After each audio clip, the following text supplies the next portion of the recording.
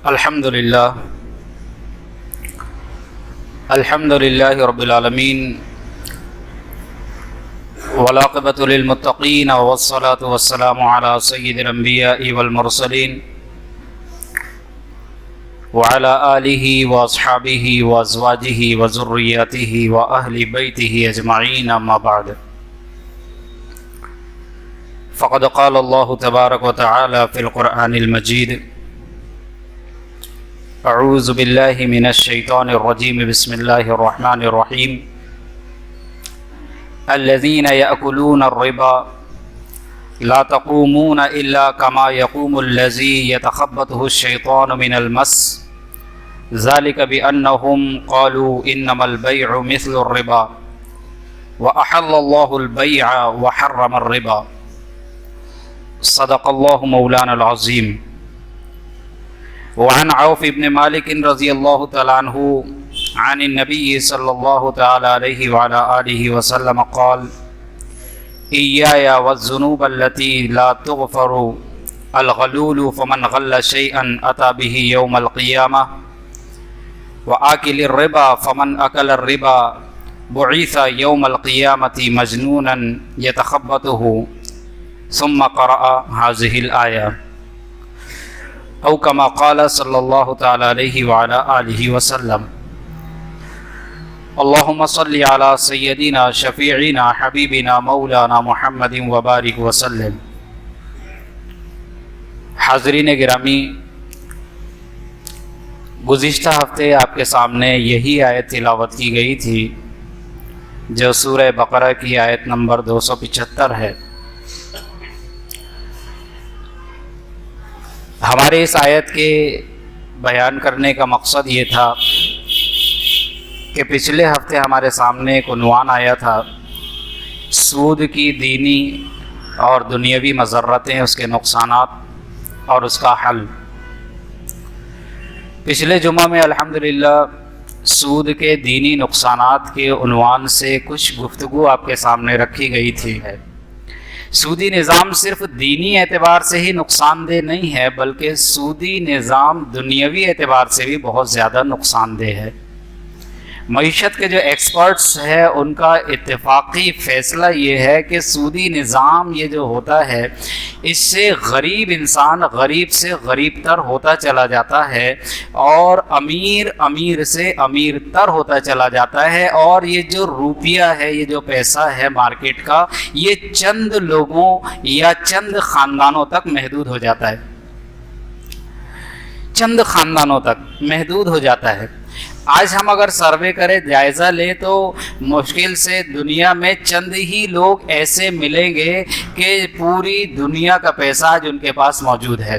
چند افراد میں محدود ہو کر رہ گیا ہے یہ پیسہ، جبکہ پیسے کی مثال انسان کے بدن میں خون کی طرح ہوتی ہے کہ جب تک بدن کے ہر حصے میں خون گردش کرتا رہے گا، بدن کا ہر حصہ طاقتور، مضبوط اور فربا ہوتا رہے گا، بہتر رہے گا۔ جس حصے میں دوران خون جا کر رک جائے گا تو سمجھ لیجئے کہ وہ حصہ شل ہونا شروع ہو جائے گا، اور آگے چل کے وہ پوری طریقے سے بے حس اور ختم ہو جائے گا۔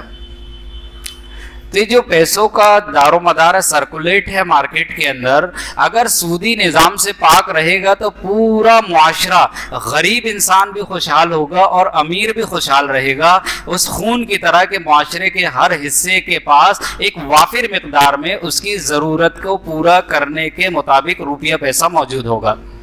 بھوکمری، فقر و فاقہ والی زندگیاں معاشرے سے ختم ہو جائے گی، لیکن آج جو ہے تو چند لوگوں تک محدود ہو گیا۔ آپ کے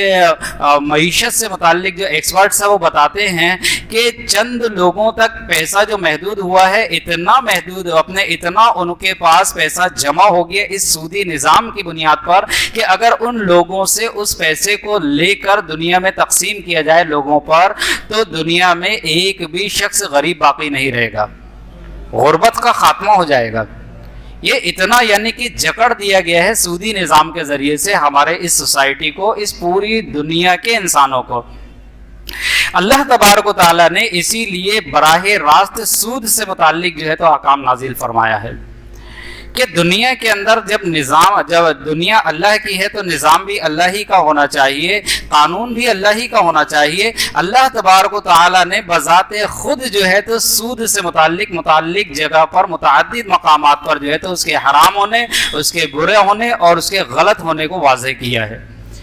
حتیٰ کہ کتنا یعنی کہ سخت کسی زانی سے متعلق اللہ تبارک و تعالیٰ نے قرآن پاک میں اتنا سخت جملہ ارشاد نہیں فرمایا، کسی شرابی سے متعلق اتنا سخت جملہ ارشاد نہیں فرمایا جتنا سخت جملہ اللہ تبارک و تعالیٰ نے قرآن پاک میں سود کے کاروبار کرنے والوں کے متعلق فرمایا ہے کہ وہ اللہ اور اس کے رسول سے جنگ کے لیے تیار ہو جائے۔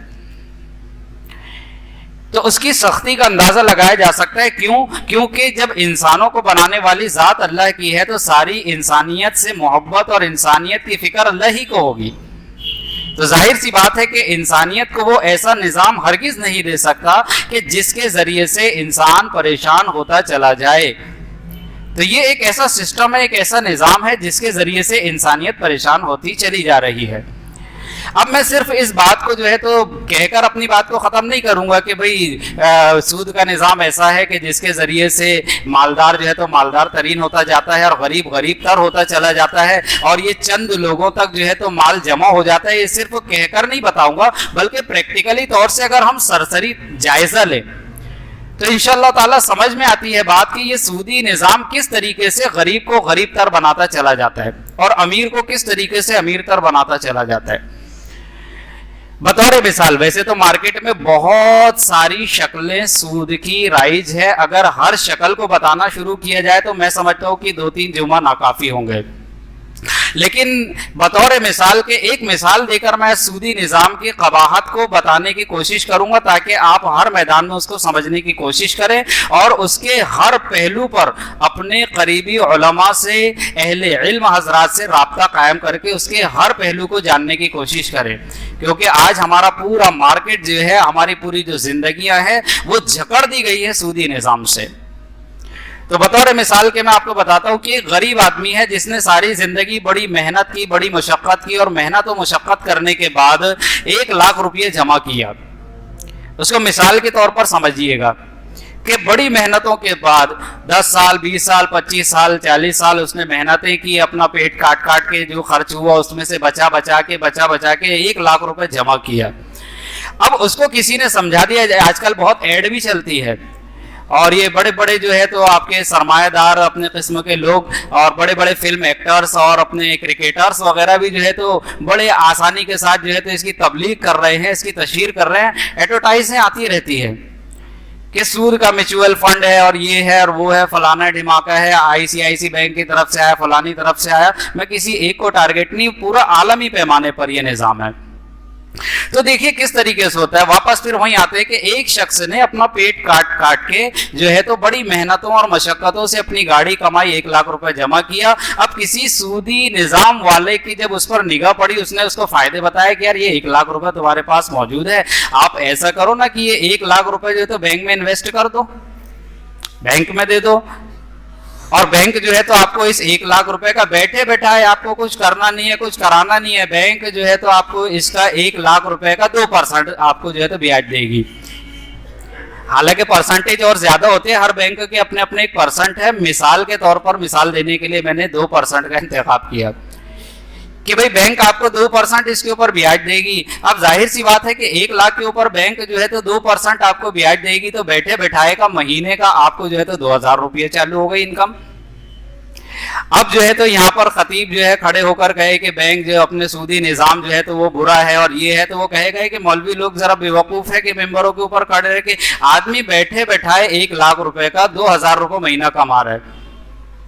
تو پھر کیا وجہ ہے، کیا اس کو برا کہنے کی ضرورت کیا ہے؟ اس میں کوئی رسک نہیں ہے، کوئی پریشانی نہیں ہے، کوئی پرابلم نہیں ہے۔ لیکن آپ کو پتا ہے کہ بینک کا جو نظام ہے، پورے سارے نظام کو بینک سے کنیکٹ کر دیا جا رہا ہے اور پورا نظام اب بینک ہی کے حوالے کر دیا گیا ہے تقریباً ہماری نجی زندگی بھی بینکوں سے منحصر ہو گئی ہے کہ اب ساری چیزیں، سارا لین دین جو ہے تو بینکوں سے ہو رہا ہے، پورا نظام۔ تو یہ مثال کے طور پر آپ اس کو سمجھیے گا کہ بینک نے جو ہے تو آپ کسی نے کہا کہ بینک میں آپ 1 لاکھ روپے جمع کر دو، بینک آپ کو جو ہے تو اس کا 2% دے گی، 2% آپ کو دے گی، تو 1 لاکھ کا 2% بیٹھے بیٹھائے آدمی 2000 روپے مہینہ کما رہا ہے۔ اب ظاہر سی بات ہے کہ بینک اس پیسے کو اپنے پاس نہیں رکھے گی۔ اب بینک سے کیا ہوتا ہے کہ جو بڑی بڑی کمپنیاں ہوتی ہے، بڑی بڑی کمپنیاں بینک سے رابطہ قائم کرتی ہے، اور رابطہ قائم کرنے کے بعد ان سے روپیہ پیسہ لیتی ہے تجارت کرنے کے لیے، کاروبار میں لگانے کے لیے۔ کمپنیاں ہوتی ہے الگ الگ طریقے سے، تیل کی کمپنی ہے، صابن کی کمپنی ہے، شیمپو کی کمپنی ہے، نہ جانے ہزاروں کمپنیاں ہیں جو بینک سے اپنے کاروبار چلانے کے لیے، اپنی کمپنی کو چلانے کے لیے پیسہ لیتی ہے۔ اب بینک بھی تو ظاہر سی بات ہے کہ اس پر کچھ کمائے گی۔ بینک سے آپ کا ایگریمنٹ بڑے دھیان سے سمجھنے کی ضرورت ہے کہ بینک سے آپ کا جو ایگریمنٹ ہے وہ 2% والا ہے کہ لاکھ روپے پہ 2000 روپے آپ کو ملے گا۔ اب بینک جو ہے تو کمپنی کو پیسہ دے رہی ہے 4% پر کہ بھئی آپ ہم کو 4% دیں، کیونکہ بینک بھی تو اس کے اوپر کمائے گی۔ اب کمپنی نے جب 4% سے بینک سے جو ہے تو اس پیسے کو حاصل کیا جو اصل میں ہمارا ہی پیسہ تھا، اب وہ پیسہ کمپنی کے پاس گیا۔ اب کمپنی ظاہر سی بات ہے کہ جو بھی پروڈکٹ بنائے گی، ایک صابن ہی کیوں نہ ہو، کہ جو بھی پروڈکٹ بنا کے مارکیٹ کے اندر لانچ کرے گی تو اس پر جو کمپنی کو منافع ہونا چاہیے وہ اصل منافع تو لے گی ہی لے گی، لیکن اس کو بینک والے کو بھی 4000 روپے دینا ہے 1 لاکھ پر، تو ظاہر سی بات ہے کہ اس میں سے وہ 4% کا اور اضافہ بھی کرے گی۔ اصل جو منافع ہے اس منافع پر 4% کا پھر سے اضافہ ہوگا، اور یوں جو ہے تو اصل قیمت سے آگے بڑھ کر وہ قیمت اور مہنگی، وہ چیز اور زیادہ مہنگی ہو جائے گی، کیونکہ اس میں سے 4% نکال کر اس کو بینک کو دینا ہے۔ اب بینک کے پاس وہ 4% آیا، اب بینک نے اس 4% میں سے 2 اپنے پاس رکھی اور 2 جو ہے تو اصل جو 1 لاکھ روپے جس نے دیا تھا اس کے پاس چلا گیا 2000۔ تو آدمی نے کہا کہ 1 لاکھ روپے پہ مجھے 2000 روپے تو مل گیا، لیکن اس نے یہ چیز نہیں سمجھا کہ اب وہ وہی پیسوں سے صابن جب خریدنے کے لیے جائے گا تو یہ جو 2000 روپے آیا تھا وہ 2000 صابن میں واپس جا کے کمپنی کے جیب میں چلا گیا۔ اس کا ہوا کیا؟ اس کا ہوا کیا؟ یہ تو گھاٹے کے اندر ہی رہے گا، اس کی رقم جو ہے تو واپس سے جمع ہو جائے گی بینک کے اندر جا کے یا پھر پہلے شخص کے پاس۔ بات سمجھ میں آ رہی ہے کہ نہیں آ رہی ہے؟ کہ یہ سسٹم ہے، یہ بڑا ہی خطرناک سسٹم ہے جو سسٹم سے پوری دنیا کے نظام کو جکڑ دیا گیا ہے۔ ہاں، ایک صورت شریعت اسلامیہ کے اندر یہ ہے، شریعت اسلامیہ نے سب سے بہترین صورت، اگر انویسٹ کرنا ہی ہے، پیسہ لگانا ہی ہے، آدمی بولتے ہیں چلو بھائی پیسہ لگاؤں گا، پیسے سے کچھ بن جائے، میں نے ابھی کمایا ہوں تو شریعت اسلامیہ نے اس کی ایک شکل رکھی ہے، جیسے کہ میں نے کہا کہ اس کا حل کیا ہے ہمارے پاس پھر، تو شریعت اسلامیہ نے اس کا حل رکھا ہے ہمارے سامنے، اس کی ایک شکل رکھی ہے، وہ شکل ہے مضاربت کی، جس کو ہم اور آپ مشارکت بھی کہتے ہیں، کہ مضاربت کی شکل اگر ہم اور آپ اختیار کرتے ہیں تو پھر دیکھیے کہ پیسہ کس طریقے سے غریب کے پاس بھی بڑی تعداد کے اندر پہنچ جائے۔ اگر مضاربت کے انداز پر یہ بینک سے ہمارا ٹرن اوور ہو جائے یا ڈائریکٹ کمپنی سے ہو جائے تو پھر مارکیٹ کے اندر چیزیں روزانہ مہنگی نہیں ہوتی۔ وہ کس انداز سے، اس کو بھی بطور پریکٹیکل ایک مثال سے ہم اور آپ سمجھ سکتے ہیں۔ واپس سے پھر ہم وہی بینک والے سسٹم پر آتے ہیں کہ ایک آدمی نے بڑی محنتوں سے جو ہے تو 1 لاکھ روپے کو کمایا ہے، اور اب وہ اس 1 لاکھ روپے سے بینک سے جو ہے تو کانٹیکٹ کرتا ہے، بینک کے پاس جاتا ہے اور بینک سے اب وہ یہ کہے کہ میں آپ کو جو 1 لاکھ روپے دے رہا ہوں تو آپ اس 1 لاکھ روپے سے جتنا بھی منافع حاصل کریں گے اس کا 2% مجھے چاہیے۔ اب یہاں پر طے نہیں ہے کہ 1 لاکھ پر 2% چاہیے، بلکہ 1 لاکھ پر آپ جتنا بھی منافع حاصل کرو گے اس کا مجھے 2% چاہیے۔ اب ظاہر سی بات ہے کہ بینک جو ہے تو پھر جب وہ کمپنی کو دے گی لے جا کر تو کمپنی والوں سے اپنا بھی منافع کاٹ کر کہے گی کہ بھائی آپ جو بھی کمپنی میں کام کر رہے ہیں، جو بھی پروڈکٹ آپ تیار کر رہے ہیں، بینک آپ کو 4% منافع پر دے گی، آپ کے منافع میں 4% کا ہمارا حصہ ہوگا۔ 1 لاکھ پر 4% نہیں ہوگا، منافع کے اندر 4% کا حصہ ہمارا ہوگا۔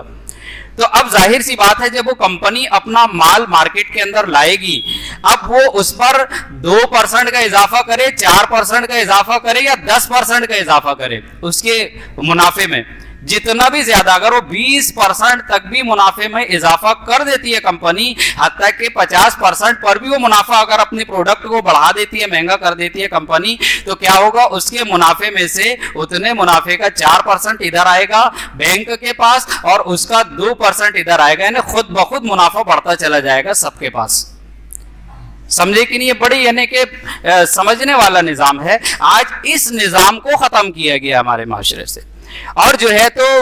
آپ کے سود کے نام پر اور انسان کو ایک لالی پاپ دے دی گئی کہ بیٹھے بیٹھائے جو ہے تو آپ 2000 روپے. اس کو یہ نہیں سمجھ آ رہا ہے کہ کمپنی پھر اپنے حساب سے ریٹ بڑھائے گی. اب ضروری نہیں ہے کہ کمپنی 4% ہی ریٹ بڑھائے گی. ابھی کی صورت میں کمپنی اگر 8% ریٹ بڑھا دے، کمپنی اگر 10% ریٹ بڑھا دے، تو آپ کے پاس تو 2000 روپیہ آیا تھا اور الٹا آپ کی جیب سے چلا جائے گا پیسہ.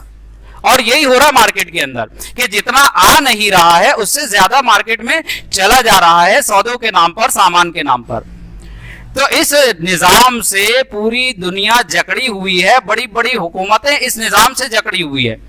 اور آج کے دور کے اندر سودی نظام اتنا زیادہ عام ہو گیا کہ جس کی بنیاد پر یہ ساری حکومتیں قرضوں کے اندر اس سودی نظام میں جکڑ کر دبی ہوئی ہے کہ آج ہر پیدا ہونے والا بچہ چاہے کسی بھی ملک کا ہو، میں اپنے اس ملک بھارت کی بات نہیں کرتا، ساری دنیا کا نظام اتنا زبردست سودی نظام کے اندر جکڑ گیا کہ جہاں کہیں بھی جو بچہ پیدا ہوتا ہے وہ ضرور بھی ضرور قرضے کو لے کر پیدا ہوتا ہے، حکومتی اعتبار سے وہ مقروض پیدا ہوتا ہے.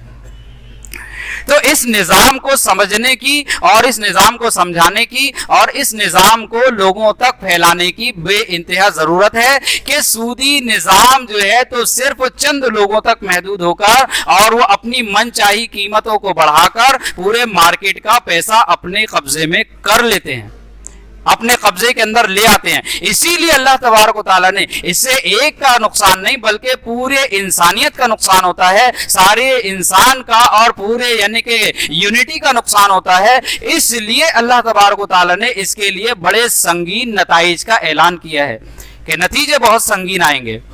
لہٰذا ہمیں اپنے اس سوسائٹی سے، اس معاشرے سے اس سودی نظام کو ختم کرنے کی ضرورت ہے. اگر ہماری کنڈیشن ایسی کچھ بنتی ہے، دیکھیے تجارت، اللہ تبارک و تعالیٰ نے تجارت کے اندر خیر و عافیت رکھی ہے. تجارت کے ذریعے سے،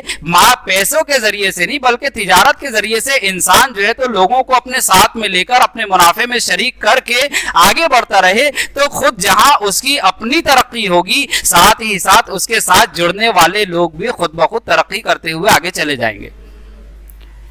کہ اگر ہمیں مارکیٹ کے اندر کوئی بہترین کمپنی کو لانچ کرنا ہی ہے، مارکیٹ کے اندر اگر کوئی بڑا مال ہمیں اور آپ کو بنانا ہی ہے، تو کیا ہی بہتر ہو کہ اس سودی نظام سے ہٹ کر ہم اپنے دیگر افراد جو قریبی افراد ہیں ان سے شیئرنگ کریں اور منافع کے اندر جو ہے تو ان کو آپ کے شریک کریں، اور شریک کرنے کے بعد جو ہے تو ہم اس کمپنی کو لانچ کریں اور مال باہر لے کر آئیں تو جو منافع ہوگا وہ سب میں تقسیم ہو جائے گا برابر، یعنی کہ روپیے کا سرکولیٹ ہوگا پورے معاشرے کے اندر سر سے لے کے پیر تک بہنے والے اور چلنے والے خون کی طرح. تو معاشرے کا ہر طبقہ، ہر حصہ جو ہے تو خوشحال ہوتا چلا جائے گا. ورنہ اگر اسی سسٹم کے اوپر ہم اور آپ چلتے رہے تو دھیرے دھیرے کر کے معاشرے کا ایک ایک حصہ شل ہوتا چلا جائے گا اور ختم ہوتا چلا جائے گا. پھر پہلے جس طریقے سے کبھی کبھار خبر پڑھنے میں آتی تھی کہ سالوں میں ایک یا دو خبر پڑھنے میں آ جایا کرتی تھی کہ فلانے شخص نے قرض کے بوجھ تلے ٹینشن لے کر جو ہے تو خودکشی کر لی، کیٹناشک پی لیا یا پھانسی لگا لی. اور آج یہ جو سودی نظام اتنا جکڑ گیا ہے لوگوں کے بیچ میں کہ اب روزانہ کئی خبریں آتی ہے کہ اس قرض کے لعنت کے اوپر اور اس اپنے سودی نظام میں جکڑے ہونے کی بنیاد پر روزانہ نہ جانے کتنے لوگ جو ہے تو خودکشیاں کرتے ہیں. لہذا اللہ رب العزت سے دعا ہے کہ اللہ تبارک و تعالی ہمیں اور آپ کو ساری کائنات عالم کے اس انسانوں کو اس سودی نظام سے، سودی سسٹم سے نجات عنایت فرمائے اور اس نظام کو قائم کرنے کی توفیق عطا فرمائے جو نظام محمد رسول اللہ صلی اللہ تعالی علیہ وآلہ آلہ وسلم ہمیں اور آپ کو دے کر گئے ہیں. اللہ رب العزت ہمیں عمل کی توفیق عنایت فرمائے. آمین. واخر دعوانا ان الحمد للہ رب العالمین.